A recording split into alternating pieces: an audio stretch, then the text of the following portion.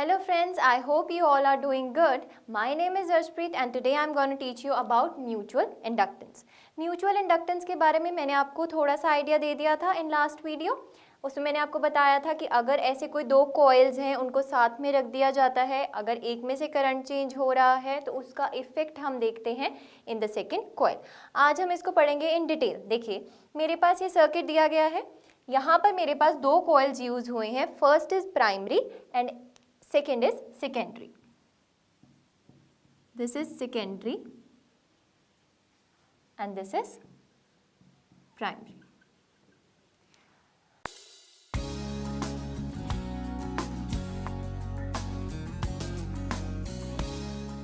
Suppose primary coil is connected to a battery और आप बोल सकते हैं it is connected to a cell and a tapping switch. ऐसी सेम कंस्ट्रक्शन हमने पढ़ी थी चैप्टर 6 पार्ट 1 में, जहाँ पे मैंने आपको पढ़ाया था फैराडे के एक्सपेरिमेंट्स के बारे में. दैट इज़ थर्ड एक्सपेरिमेंट के बारे में. उसमें हमने पढ़ा था कि अगर करंट चेंज होता है तो उसकी वजह से भी फ्लक्स चेंज होती है एंड फ्लक्स चेंज की वजह से इंड्यूस्ड ईएमएफ आता था. वही सेम कंसेप्ट हम यहाँ पर यूज़ करेंगे. देखिए ये सर्किट था जिसमें एक कॉइल लगा हुआ है, एक सेल है, एक टैपिंग स्विच है. यहाँ पर हमारे पास क्या है, एक कॉइल है एंड एक गैल्वानोमीटर कनेक्ट किया गया है with this coil. This is known as galvanometer. Means इस सर्किट में अगर ज़रा सा भी करंट इंड्यूस होगा तो ये गैल्वानोमीटर डिटेक्ट कर लेगा उसको, because galvanometer is used to detect even a small amount of current passing through it. देखिए इनिशियली क्या होगा, की को हम ओपन रखेंगे. इस टाइम पे मैंने की को ओपन रखा हुआ है, मतलब ये सर्किट क्लोज नहीं है, मतलब इसमें से कोई भी करंट फ्लो नहीं कर रहा. उसके बाद हम क्या करेंगे, की को कर देंगे क्लोज. तो जैसे ही की क्लोज होगी उस टाइम पर मेरे पास जो करंट है वो इंक्रीज हो जाएगा. आई इंक्रीजेस एंड ऑस्टर्स एक्सपेरिमेंट के अकॉर्डिंग जब भी करंट इंक्रीज होता है या करंट में चेंज हो रहा है तो उसके विद रिस्पेक्ट टू हमें मिलती है मैग्नेटिक फील्ड.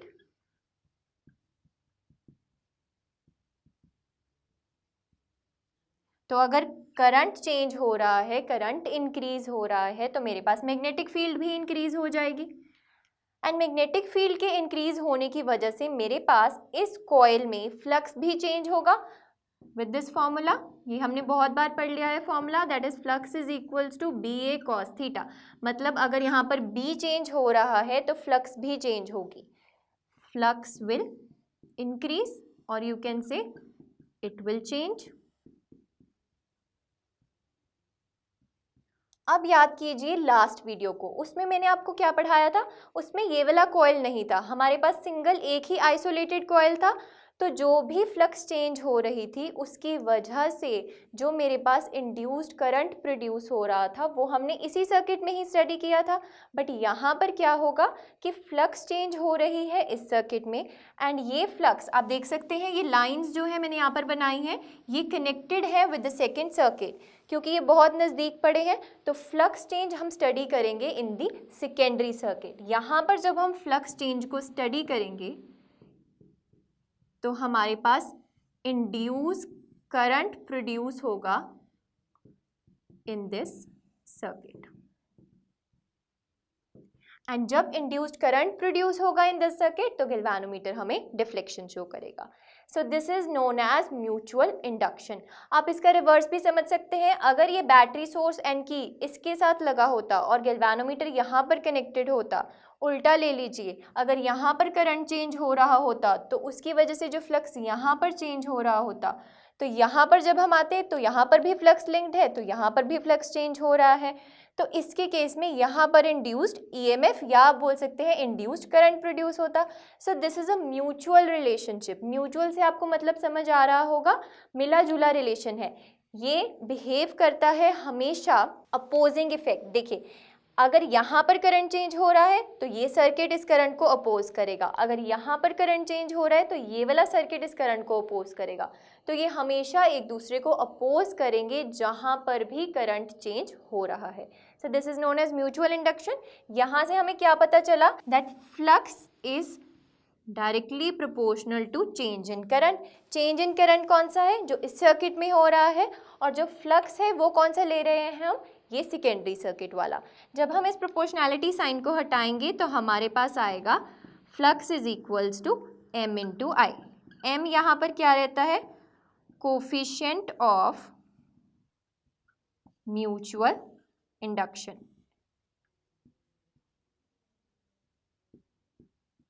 इसके बारे में मैंने आपको लास्ट वीडियो में भी पढ़ाया था। एंड इसके यूनिट्स क्या रहेंगे? देखिए, m is equals to flux by I. Flux किस में होता है? वेबर में। And I is in amperes, तो इसके यूनिट्स भी क्या आ गए मेरे पास? Henry. And it is a constant, right. अब हम फाइंड करेंगे value of the induced EMF in this circuit. तो हम कैसे फाइंड कर सकते हैं? Using Faraday second law of induction. Faraday के सेकंड लॉ ने क्या बोला था? देखिए, उसमें हमारे पास आया था EMF is equals to minus D phi by D T. अब यहाँ पर हमारे पास फ्लक्स की वैल्यू क्या है? m इंटू आई। इस वैल्यू को हम वहाँ पर सब्स्टिट्यूट करेंगे तो हमारे पास ईएमएफ आ जाएगा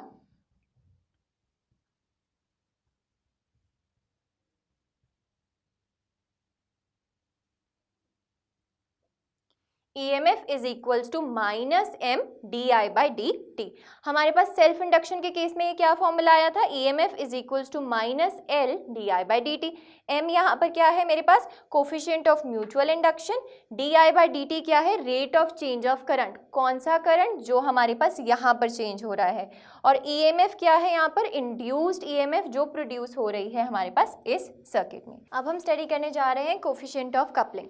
याद कीजिए, मैंने आपको लास्ट वीडियो में जब पढ़ाया था कॉम्बिनेशन ऑफ कॉइल्स के बारे में, तो वहाँ पे मैंने ये टर्म इंट्रोड्यूस करी थी कोफिशिएंट ऑफ कपलिंग। एंड वहाँ पे मैंने आपको बोला था कि सीधा अभी के की वैल्यू 0 ले लीजिए। एंड मैंने आपको बोला था कि मैं आपको अगली वीडियो में इसके बारे में डिटेल में पढ़ाऊंगी। चलिए पढ़ते हैं coefficient of coupling. Coefficient of coupling का सिंबल रहता है K and it is equals to m divided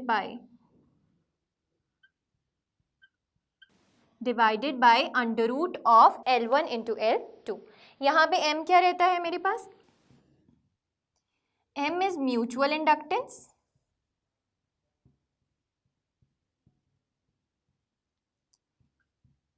L1 comma L2 are self इंडक्टेंसेस। देखिए, कोफिशिएंट ऑफ कपलिंग क्या कहता है हमें? कि कैसे दो कॉइल्स कपल हो सकते हैं। देखिए, यहाँ पर पहला केस लिया है हमने। देखिए, primary coil and secondary coil. मेरे पास दो कॉइल्स हैं, इनको मैंने कपल किस तरीके से किया है? देखिए, कोएक्सियली कपल किया है, मतलब इन दोनों की एक्सिस क्या रखी है मैंने? सेम रखी है। सपोज मेरे पास प्राइमरी कॉइल ऊपर से आ रहा है तो सेकेंडरी कॉइल नीचे से जा रहा है, तो इस केस में मेरे पास कोफिशिएंट ऑफ कपलिंग यानी कि K will be maximum. K will be maximum in this case. K क्या होता है? M divided by under root of L1 into L2। M यहाँ पर क्या रहता है? Mutual inductance. किन दोनों कॉइल्स की म्यूचुअल इंडक्टेंस? इन दोनों कॉइल्स की mutual inductance. And L1 and L2 क्या रहता है? सेल्फ इंडक्टेंसेस। प्राइमरी कॉइल की सेल्फ इंडक्टेंस को हम बोलेंगे L1 एंड सेकेंडरी कॉइल की सेल्फ इंडक्टेंस को हम बोलेंगे L2। अब कंसिडर करते हैं सेकेंड केस। अगर दो कॉइल्स इस तरीके से अरेंज हो, अलग अलग अरेंज हो, तो उसके केस में मेरे पास K की वैल्यू लेस आएगी as comparative to first case. जितनी मेरे पास यहाँ पर वैल्यू आ रही है मैक्सिमम वैल्यू, उसके कंपैरिजन में जो इस केस में वैल्यू आएगी मेरे पास कपलिंग कोफिशिएंट की, वो क्या आएगी? लेस आएगी। थर्ड केस है, अगर मेरे पास ऐसी अलाइनमेंट हो, यानी कि प्राइमरी कॉइल ऐसे अरेंज है एंड सेकेंडरी कॉइल इस तरीके से अरेंज है, तो इस केस में जो कपलिंग कोफिशिएंट K की वैल्यू होती है वो आती है हमारे पास मिनिमम। इस केस में हमारे पास वैल्यू क्या रहती है? मिनिमम रहती है। अब हमारे पास पॉइंट आएगा। देखिए, जब मैंने आपको लास्ट वीडियो में पढ़ाया था ग्रुपिंग ऑफ कॉइल्स, उसमें हमने दो केसेस कंसिडर किए थे, series case and secondary case. अब यहाँ पर अगर मैं बोलूँ कि दो कॉइल्स हैं और वो सीरीज में है, तो उस फॉर्मूला के अकॉर्डिंगली आप क्या बोलेंगे? कि जो उनकी टोटल इंडक्टेंस होगी, सेल्फ इंडक्टेंस, एल सिंबल लिखा है मीन्स सेल्फ इंडक्टेंस, तो वो ये होगी। बट वहाँ पे मैंने आपको क्या बोला था, कपलिंग कोफिशिएंट 0 है। अगर मैं यहाँ पर आपको कंडीशन दे रही हूँ कि कपलिंग कोफिशिएंट 1 है, if k is equal to 1, तो क्या उस केस में भी मेरे पास L की वैल्यू यही रहेगी? The answer is no. उस टाइम पे हमारे पास L की वैल्यू ये नहीं रहेगी। L की वैल्यू कैसे चेंज हो जाएगी? देखिए, L will B L1 plus L2 plus 2m। L will B L1 plus L2 plus 2m। ये कब आएगा? अगर मेरे पास दोनों कॉइल्स में करंट फ्लो हो रहा है सेम डायरेक्शन में। आई रिपीट, ये फॉर्मूला मेरे पास कब आएगा? जब I flows in same direction. इसको आप यहाँ पर समझिए, सपोज मेरे पास ये प्राइमरी कॉइल था, ये सेकेंडरी कॉइल था, इसमें करंट फ्लो हो रहा है इस डायरेक्शन में एंड इसमें भी करंट फ्लो हो रहा है इसी डायरेक्शन में। अगर दोनों कॉइल्स में करंट फ्लो हो रहा है सेम डायरेक्शन, इसमें देख सकते हैं करंट फ्लो हो रहा है क्लॉकवाइज, इसमें भी करंट फ्लो हो रहा है क्लॉकवाइज, तो यहाँ पर मेरे पास टोटल फॉर्मूला क्या आ जाएगा? L will be equal to L1 plus L2 plus 2m। और अगर हमारे पास दो कॉइल्स में करंट ऑपोजिटली फ्लो होगा तो उसके केस में मेरे पास क्या फॉर्मूला आ जाएगा? L is equals to L1 plus L2 minus 2m। इस कंडीशन में क्या है? I is opposite.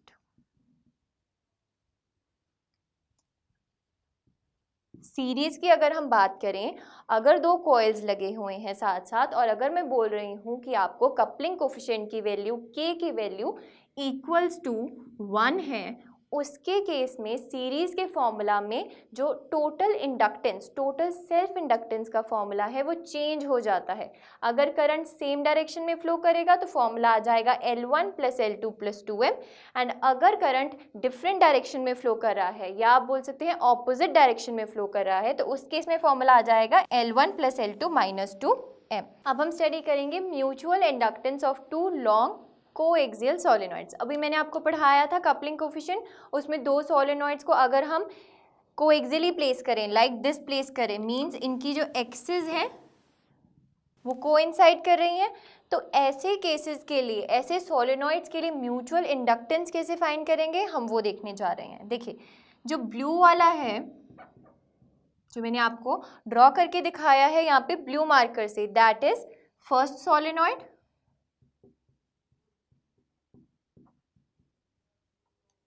And first solenoid में मेरे पास number of turns per unit length is equals to small n1 and जो रेडियस है इसका उसकी वैल्यू क्या रहेगी? Small r1। एंड जो मैंने रेड से ड्रॉ करके दिखाया है आपको, that is second solenoid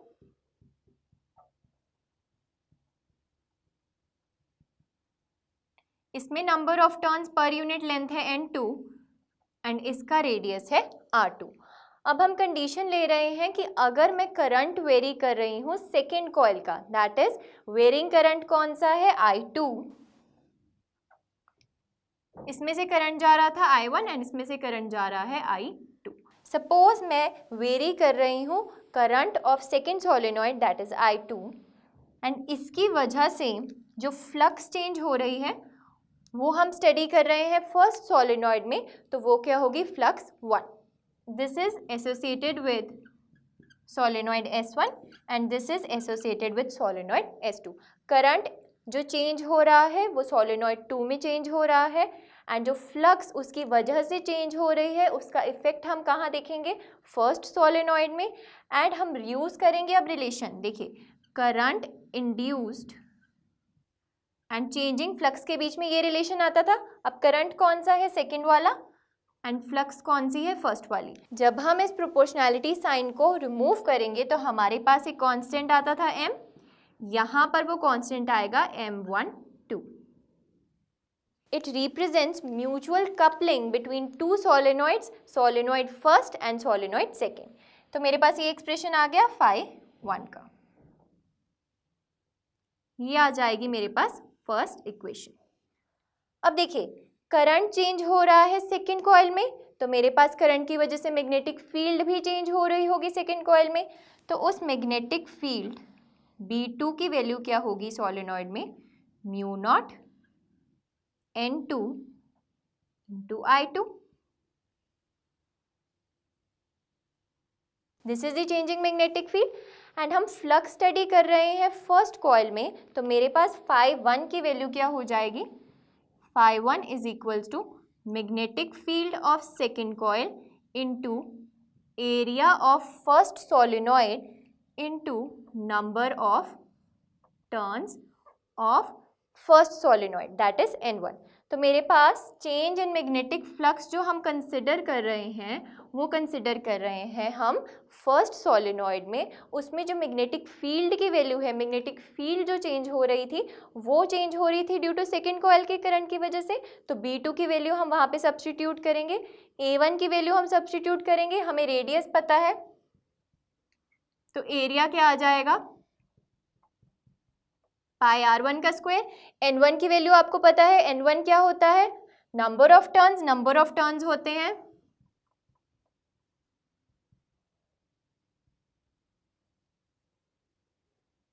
number of turns per unit length को हम स्मॉल n लिख सकते हैं।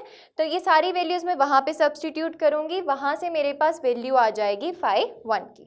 देखिए अब हम वैल्यू सब्स्टिट्यूट करेंगे, तो φ1 इज इक्वल्स टू B2 की वैल्यू आप सब्स्टिट्यूट करेंगे ये वाली, that is mu naught N2 I2। A1 की वैल्यू सब्स्टिट्यूट करेंगे आप ये वाली, that is area of first solenoid will be equal to pi R1 का स्क्वायर इंटू N1। N1 की वैल्यू आप यहाँ से सब्स्टिट्यूट कर सकते हैं, कैपिटल N1 की वैल्यू क्या आ जाएगी, स्मॉल n1 इंटू लेंथ। देखिए एक पॉइंट मैं आपको बताना भूल गई हूँ, ये जो दोनों सोलेनॉइड्स हैं इनकी लेंथ क्या है, सेम है, यानी कि S1 एंड S2 दोनों की लेंथ क्या है, स्मॉल l। तो यहाँ से मेरे पास φ1 का जो फॉर्मूला आ जाएगा वो आ जाएगा mu naught N1 N2 pi R1 का square into L into I2। This is equation number second. अब कंपेयर कीजिए फर्स्ट इक्वेशन को एंड सेकेंड इक्वेशन को। आप देख सकते हैं हमारे पास इस इक्वेशन में φ1 है, यहाँ पर भी φ1 है, उस इक्वेशन में हमारे पास I2 है, यहाँ पर भी I2 है। तो ये जो सारा पार्ट रह गया हमारे पास वो किसके इक्वल हो जाएगा, M12 के इक्वल। यही हमने फाइंड करना था म्यूचुअल इंडक्टेंस।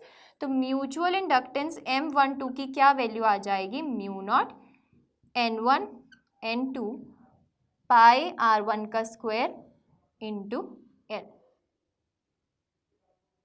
सिमिलरली अगर आप रिवर्स केस कंसिडर करेंगे, यानी कि पहले मैंने करंट वेरी करवाया था सेकेंड सोलेनॉइड में, अगर मैं अब लूँ कि करंट वेरी कर रहा है फर्स्ट सोलेनॉइड में, that is I1 is varying, तो I1 की वजह से मेरे पास मैग्नेटिक फील्ड वेरी करेगी, मतलब B1 निकालेंगे हम, एंड मेरे पास उसका इफेक्ट कहाँ आएगा, सेकेंड सोलेनॉइड में। तो यहाँ पर मैं कंसिडर कर लूँगी फ्लक्स 2। सेम इसी तरह प्रोसीड करना है बट इन रिवर्स केस। तो वहाँ से आपको पता चलेगा कि M21 की वैल्यू आपके पास क्या आएगी, सेम आएगी, that is mu naught N1 N2 pi R1 का स्क्वायर इंटू L। तो यहाँ से हमारे पास आ जाएगा M12 will be equal to M21, यानी कि mutual inductance coefficient of first solenoid with respect to second solenoid is equals to mutual inductance coefficient of second solenoid with respect to first solenoid. अब आप ध्यान से देखकर बताइए M12 में कहीं भी आपको फ्लक्स या फिर करंट की डिपेंडेंस दिख रही है, नहीं दिख रही ना। देखिए किस किस पे डिपेंड कर रहा है, mu naught N1 N2 pi R1 square into L। यहाँ से आपको पता चला कि म्यूचुअल इंडक्टेंस कोफिशिएंट ना तो डिपेंड कर रहा है I पे, ना डिपेंड कर रहा है फ्लक्स पे। किस पे डिपेंड कर रहा है, N1 N2। N1 N2 हमें क्या बताएंगे, बेसिकली टर्न्स कितने हैं इन दोनों कॉइल्स में।